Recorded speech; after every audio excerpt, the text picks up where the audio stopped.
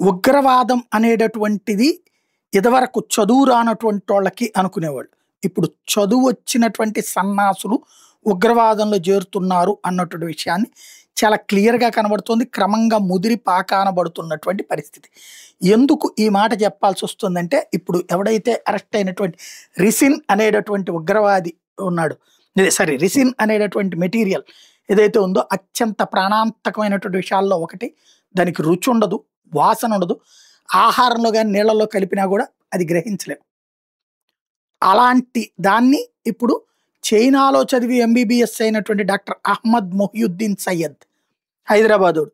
తన వైద్య పరిజ్ఞానాన్ని ఉపయోగించి ఢిల్లీ, అహ్మదాబాద్ మరియు లక్నోలో వీటిలో నీళ్లల్లో మరియు బహుశా ఆలయ ప్రసాదాల్లో కలపడం కోసం తయారు చేస్తున్నాడా? ఇప్పుడు ఆడు దొరికినోడి దగ్గర 4 కిలోలు ఇది దొరికింది.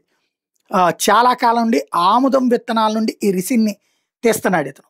అతనితో పాటు మరో ఇద్దరు మొహమ్మద్ సుహేల్ అట్లాగే ఆజాద్ని గుజరాత్ ఏటీఎస్ వాళ్ళు అరెస్ట్ చేయడం, వాళ్ళు టెలిగ్రామ్ ద్వారా ఐఎస్ఐఎస్ హ్యాండ్లర్లతో సంబంధంలో ఉన్నారని తేలడం, డ్రోన్ల ద్వారా ఆయుధాలను వదులుతున్న పాకిస్తాన్ హ్యాండ్లర్లతో కూడా వీళ్ళకి సంబంధాలు ఉన్నాయని తేలినటువంటి నేపథ్యంలో ఈ సరికొత్త కుట్ర కంటే వీడు పోనీ చదువుకోనోడైతే అనుకోవచ్చు, చదువుకున్నటువంటి వాడే. అది ఇక్కడ అసలైనటువంటి అంశం.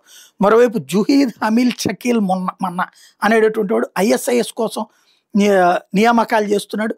వీడు కర్ణాటకలోని బెంగళూరు సెంట్రల్ జైల్లో ఉండి జైల్లో కూడా మొబైల్ ఫోన్ ఉపయోగిస్తూ ఉన్న వీడియోలు బయటకు వచ్చినటువంటి పరిస్థితి. అంటే ఉగ్రవాదులకి జైళ్ళు కూడా ఒక ఈజీగా ఉపయోగపడుతున్నటువంటిది. వాస్తవంగా ఇప్పుడు నేను మొదట చెప్పిన ఈ రిసిన్ అనేటటువంటిది కిడ్నీలు, లివరు, స్ప్లీన్, అలాగే మీరు మన రిసిన్ పీల్చుకుంటే తీవ్రమైన సమస్యలు 18 నుండి 36 గంటల తర్వాత ప్రారంభమవుతాయట.